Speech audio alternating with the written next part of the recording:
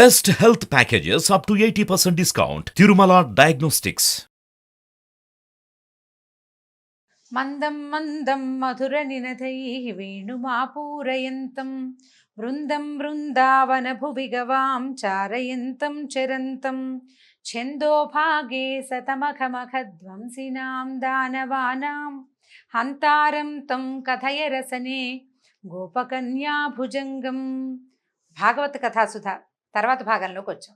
బలరామకృష్ణులు ఇద్దరు తమ గురువైన సాందీపని ఋషి యొక్క కుమారుణ్ణి యముని సదనానికి వెళ్ళి మరీ ఆయనకి తెచ్చి అప్పచెప్పారు గురుదక్షిణగా. ఆ తర్వాత తమ విద్యాభ్యాసం పూర్తయిపోయిందని భావించుకుని గురువుతోటి వీడ్కోలు చెప్పించుకుని వీళ్ళు ఏం చేశారు, ఒక రథం ఎక్కి ఇంటికి వెళ్ళిపోయారు. అయితే మధురా నగరానికి వచ్చేసిన తర్వాత మధురా నగరంలో ఉన్నటువంటి ప్రజలంతా తాము కోల్పోయిన ధనాన్ని మళ్ళీ పొందినంత సంతోషించారట. అంతా వీళ్ళు కొద్ది కాలం మాతో ఉన్న వాళ్ళే ఇలా సంతోషిస్తే, చిన్నతనం నుంచి నేను రేపల్లెలోనే ఉన్నాను, వాళ్ళందరూ నా మీద ఎంతో మనసు పెట్టుకుని ఉన్నారు, వాళ్ళు ఎంత బాధపడుతున్నారు, నా విరహంతో వాళ్ళు ఎంత ఇదైపోతున్నారు అని భావించి కృష్ణుడు ఏం చేశాడట, ఎంత పగగా ఉందో వాళ్ళకి నా మీద, ఎంత కోపంగా ఉన్నారో వాళ్ళు అని భావించి ఏం చేశాడు, నిశ్చయమైన భావాలు కలిగిన వాడు, గంభీరుడు, పెద్దలు మెచ్చదగిన గుణాలు కలిగిన వాడు అయినటువంటి వృష్ణి వంశస్థుల్లో ఉత్తముడైన ఉద్ధవుడు అనే వ్యక్తిని పిలిచాడు. కృష్ణుడికి అతనితోటి స్నేహం ఉంది, బంధుత్వం ఉంది.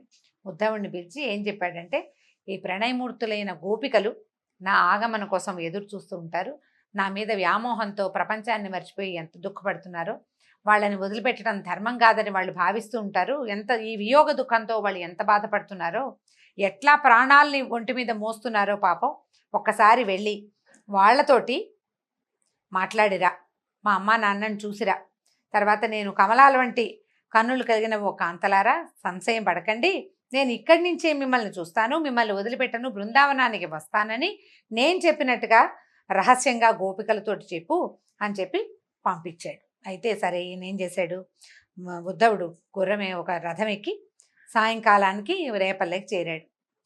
సాయంకాలం అతను వెళ్ళేసరికల్లా గోధువులు రేగుతోంది, అప్పుడే ఆవులు అన్నీ ఇళ్ళకు వస్తున్నాయి అన్నమాట. ఆయన చూడంగానే ఈ నందుడు ఎంతో ఆనందంగా కౌగిలించుకున్నాడు. నువ్వే మా పాలిటి గోపాలకృష్ణుడివి నాయన, కృష్ణుడి ద్వారా దగ్గర నుంచి వచ్చావంటే నువ్వే మా కృష్ణుడివి అని చెప్పి చక్కగా భోజనం పెట్టాడు కమ్మగా.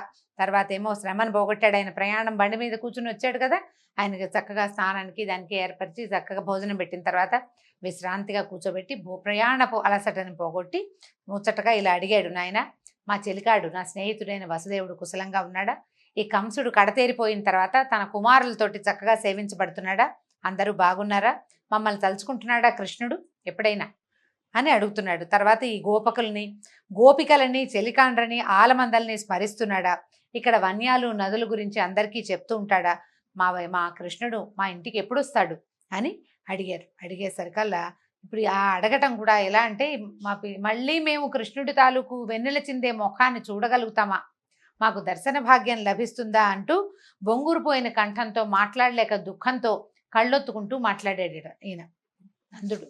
పక్కనే కూర్చున్న యశోదాదేవి కుమారుని గురించి చెప్తుంటే ఇలా కుమారుడు ముఖము వెన్నెల అలా చెప్తుండేసరికల్లా ఆవిడ సంతోషము దుఃఖము రెండూ పట్టలేక కళ్ళ వెంట నీళ్లు కారుస్తూ తన కొడుకుని ఎప్పుడు చూస్తానో అన్న ఉద్వేగంతో దుఃఖిస్తూ యశోదాదేవి పక్కనే కూర్చునిండిపోయిందట.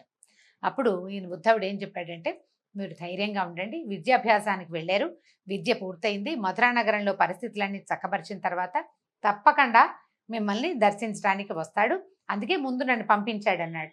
పైగా వాళ్ళు సామాన్య మానవులు కాదు, మోక్షాధినేత అయినటువంటి మహావిష్ణువు భూభారం తగ్గించడానికి బలరామకృష్ణుల అవతారంలో జన్మించాడు. ఆయన ఇక్కడ అన్ని చోట్ల పరిస్థితులను చక్కబరిస్తే గానీ కుదరదు, మీ దగ్గర ఉన్నప్పుడు ఇక్కడికి వచ్చే రాక్షసులందరినీ సంహరించి భూభారం తగ్గించాడు, అక్కడ కూడా అదే పని చేస్తాడు. పైగా ఆయన ఏంటంటే నారాయణుడు అన్ని ప్రాణులలోనూ ఉంటాడు, ప్రతి ప్రాణిలోనూ ఉండే జీవాంశగా ఆయనే ఉంటాడు. కాబట్టి మీరు అటువంటి వాడిని, అటువంటి మహానుభావుణ్ణి కుమారుడుగా భావించి మనసు నిలిపి సేవించారు.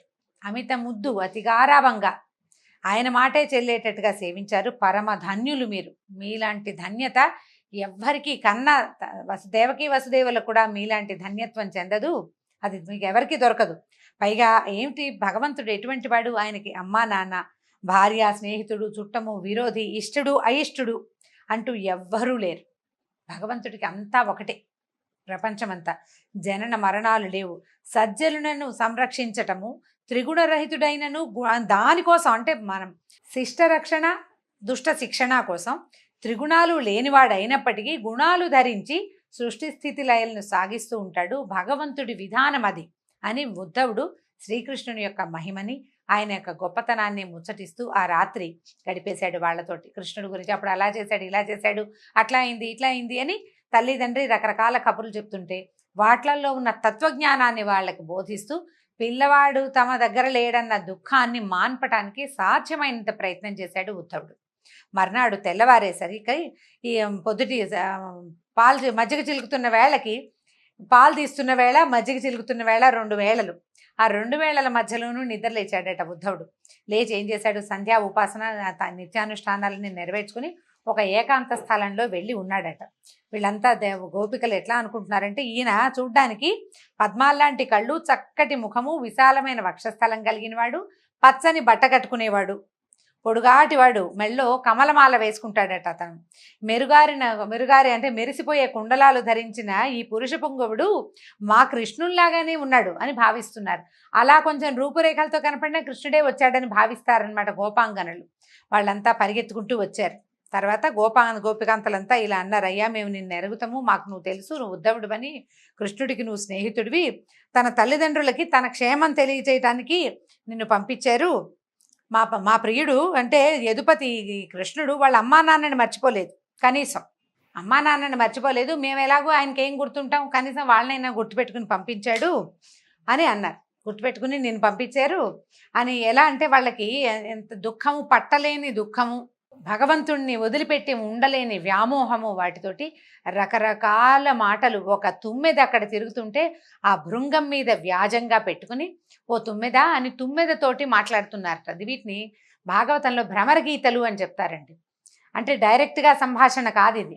అతను అట్లాంటి వాడు ఇట్లాంటి వాడు అని అనకుండా ఒక ఆ పక్కన తిరుగుతున్నటువంటి ఒక పువ్వుల మీద వాలి దాని తాలూకు తేనెని స్వీకరిస్తున్నటువంటి, పీల్చేస్తున్నటువంటి తుమ్మెదతోటి మాట్లాడుతున్నట్టుగా భగవంతుణ్ణి నిందాస్తుతి. ఇది కృష్ణుణ్ణి నిందిస్తుంది, స్తుతిస్తుంది అన్నమాట గోపిక. నీ వల్లే ఇవన్నీ అవుతాయంటుంది, నువ్వు కాకపోతే ఎవరు చేస్తారు అంటుంది, నువ్వన్నీ ఇట్లాగే చేస్తావు అంటుంది. ఓ పక్కన తిడుతున్నట్టు ఉంటుంది, ఓ పక్కన ప్రేమగా మాట్లాడుతున్నట్టు ఉంటుంది. నిందాస్తుతి అంటారు. ఆ నిందాస్తుతిని ఈ భ్రమర గీతల వ్యాజంతో కృష్ణుడు గురించిన వర్ణనలే చాలా శ్లోకాలు ఉన్నాయండి. ఇది కూడా నేను మొన్న చెప్పినట్టుగా భాగవతం దశమ స్కంధం పోతన గారు రాసింది కనుక చదివితే చాలా బాగుంటుందండి. చదవడానికి ప్రతి పద్యము మహాహృదయంగా ఉంటుంది. నేను తేలిగ్గా 10 వాక్యాల్లో చెప్పేస్తాను. అవకాశం ఉన్నవాళ్ళు, తెలుగు చదవగలిగిన వాళ్ళు మహత్తరమైన పోతన గారి భాగవతంలోని దశమ స్కంధాన్ని చదివి తీరాలి. చదివి తెలుసుకుంటే ఇంకా బాగుంటుంది. అయితే ఏం చెప్తున్నారు? నువ్వు ఓ మధుప, నువ్వు మాకు మన దగ్గరికి రావద్దు, మమ్మల్ని ముట్టుకోవద్దు, మధురాపుర కాంతలందరి వెనకాల తిరుగుతూ ఉండుంటావు, నువ్వు మధురాపురంలో ఉన్న అమ్మాయిల వెనకాల, నువ్వు మా దగ్గరికి ఎందుకు వస్తావు, మా దగ్గరికి రావద్దు అంటారు. అంటే కృష్ణుడిని అంటున్నారనమాట. అట్లా ఇలా ఎన్ని రకాల మాటలతోటో నీ సంగీతము, నీ నాట్యము, నీ సొగసు అంతా మధురాపురంలోనే ప్రదర్శించు, మాకెందుకు, మేము పల్లెటూరు వాళ్ళం, పట్టణంలో ఉంటున్నావు, నువ్వు నగరంలో ఉన్నావు కదా, వాళ్ళకి చూపించమంటారు. పైగా నీలాంటివి, నీ కనుబొమ్మలకి, నీ కదలికలకి, నీ వేషాలకి లొంగిపోని వాళ్ళు ఎక్కడైనా ఉన్నారా? మర్త్యలోకంలో కానీ, పాతాళ లోకంలో కానీ, స్వర్గలోకంలో కానీ ఎక్కడా లేరు. అందరూ నీ వెనకాల పడేవాళ్లే కదా, నీకు మేమెందుకు అంటారు. ఇప్పుడు ఎలా చెప్తున్నారు? ఓ పక్కన నువ్వు చాలా గొప్పవాడు అని చెప్తూ నువ్వు మాతో సరిగా ఉండట్లేదని అంటూ ఉంటారనమాట. ఇలా ఎన్ని మాటలో వీళ్ళు మాట్లాడిన మాటలన్నీ ఉద్ధవుడు ప్రతి వాక్యము చెవిని వేసుకున్నాడు. ఒక్కొక్క గోపిక కృష్ణుడి పట్ల ఎంత ప్రీతి, ఎంత మోహము, ఎంత వదలలేని వియోగాన్ని వాళ్ళు ఏ రకంగా బాధపడుతున్నారో, ఎట్లా మనసు వాళ్ళకి భగవంతుడి పట్ల లయమై ఉందో ప్రతి వాక్యాన్ని ఉద్ధవుడు విని విని విని తెలుసుకున్నాడనమాట. ఒక్క వాక్యం కూడా వదిలిపెట్టలేదు. వాటన్నిటిని విని ఇది జ్ఞాపకం పెట్టుకున్నాడు, చెప్పాడనమాట. తర్వాత వెళ్ళాక కృష్ణుడికి ఇలా చెప్తున్నాడు, చుట్టాలని, సుతులని, భర్తలను, అన్నదమ్ములను, తల్లిదండ్రులను కామాంధత్వంతో వదిలిపెట్టేసి భగవంతుడినే శరణుజొచ్చాము, అంటే నిన్నే శరణుజొచ్చాము. ఇట్లా మమ్మల్ని విరహసాగరం మీద తోసేసి ఈ రకంగా మా దగ్గరికి రాకపోవడం న్యాయం కాదని ఏలిక అయిన కృష్ణుడికి పాద ప్రమాణం చేసి చెప్పమని చెప్తున్నారు. తర్వాత ఇంకా ఎన్నో, అసలు ఒక్కొక్క పద్యము చదువుతున్న కొద్దీ గొప్ప సంతోషంగా ఉంటుందండి. ఇట్లా నానా ప్రకారాలుగా శ్రీకృష్ణ సందర్శనమునందు ఆశగా ఉన్నటువంటి ఈ గోపకాంతలు మాట్లాడే మాటలన్నీ ఉద్ధవుడు విన్నాడు. వీళ్ళకి ఏంటంటే ఊహించుకోగలరు. సంవత్సరాల తరబడి కృష్ణుడితోటి కలిసి పెరిగిన వాళ్ళు, అతన్ని చూస్తూ పెరిగిన వాళ్ళు, అతన్ని తమ కంటి ముందు పెరిగిన వాళ్ళు కూడా చాలామంది ఉన్నారు. వాళ్ళకు ఊహ తెలుసు. కళ్ళు మూసుకుంటే వాళ్ళకి కృష్ణ రూపం కనిపిస్తుంది, అది ప్రత్యక్షంగా దర్శనం కావటం లేదన్న దుఃఖంతో ఉన్నారనమాట. ఇవన్నీ విని జపము, తపము, దానము, హోమము, ఆత్మనిగ్రహము, వేదాధ్యయనము మొదలగు వాటితోటి నేర్పరులైన వాళ్ళు కూడా ఏ పరమేశ్వరుణ్ణి తమ మనసుల్లో ప్రయత్నించి కూడా నిలుపుకోలేకపోతారో అట్టి మహామహిమోపేతుడు జగదధీశ్వరుడు అయినటువంటి శ్రీకృష్ణుని మీద మీకు నిరంతరం దృఢమైన ధ్యానం ఈ విధంగా నెలకొంది. అవురా, మీ సంగతి చాలా ఆశ్చర్యంగా ఉందమ్మా. ఋషులు మునులు కూడా ఈ రూపాన్ని ఇంత స్పష్టంగా ధ్యానం చేసి మనసులో నిలుపుకోలేకపోతారు.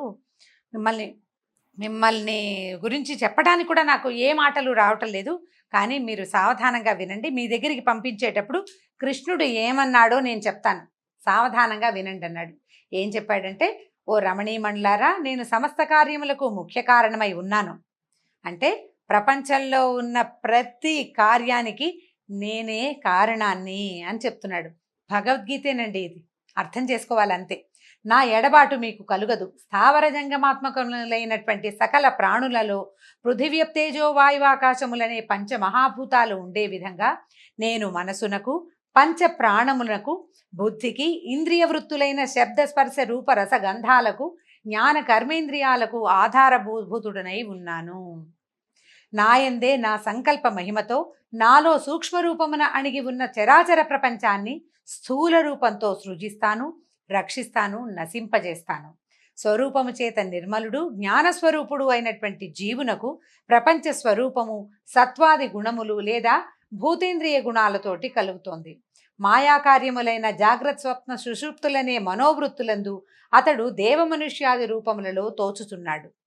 నిదురించి మేల్కొన్నవాడు తాను స్వప్నంలో చూసిందెల్లా అసత్యమని భావించినట్లుగా తత్వవేత్త మనసనే పదార్థంతో శబ్దస్పర్శాది సకల విషయాలను దృఢంగా నిరోధించి తనకన్నా భిన్నంగా ప్రపంచం లేదని చెప్తాడు.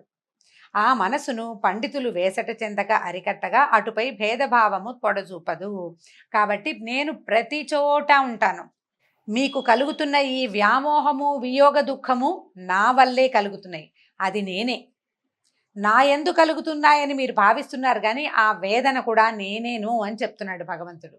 కాబట్టి నదులన్నీ కదిలి చివరికి కడలిని చేరునట్లుగా ఆత్మానాత్మ విచార రూపమైన సాంఖ్యము, యమ నియమాధికములైన అష్టాంగ యోగము, వేదము, సత్యము, తపము, ఇంద్రియ నిగ్రహమైన దమము, ఇవన్నీ ఒక మనోనిగ్రహంలోనే పరిసమాప్తి చెందుతాయి.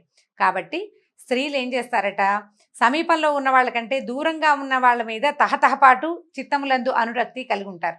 రోజు మనతో ఉండే వాళ్ళకంటే అప్పుడప్పుడు ఫోన్లో మాట్లాడే వాళ్ళ పట్ల ఎక్కువ ఆసక్తికరంగా ఉంటుందని చెప్తున్నారు. కాబట్టి మీరెప్పుడూ దూరంగా ఉండే భగవంతుడి మీద దృష్టి పెట్టుకుని స్మరిస్తూ ఉండండి. మీకు దూరంలో ఉన్నానని భయపడద్దు, నిరంతరము ధ్యానంతో మీరు నన్ను పొందగలుగుతారు అని చెప్పి కృష్ణుడు చెప్పాడని ఉద్ధవుడు చెప్పాడండి. ఈ కృష్ణుడు ఉద్ధవుడు చేత చేసినటువంటి ఈ కబురు గోపికలకు కాదు, మానవులకి, మనుషులకి. ఇది నేనేనన్న భ్రమలో ఉండకండి. ఈ నేను అన్న భావనే నేనని భగవంతుడు చెప్తున్నాడు. ఈ మన శరీరాల్లో ఇవి మన చేసే ప్రతి క్రియ, ప్రతి విషయము, ప్రతిదీ భగవంతుని వల్లే జరుగుతుంది. ప్రతిదీ భగవన్నియామకం వల్ల జరిగేదే తప్ప మానవులకి ఏదీ లేదు. తర్వాత మళ్ళీ ఇవన్నీ కలిసి తమ తాలూకు పెద్ద స్వరూపమైన పరమాత్మలోకి చేరిపోయేవే అని చెప్పేసరికల్లా వీళ్ళంతా కొంచెం సర్దుకున్నారు.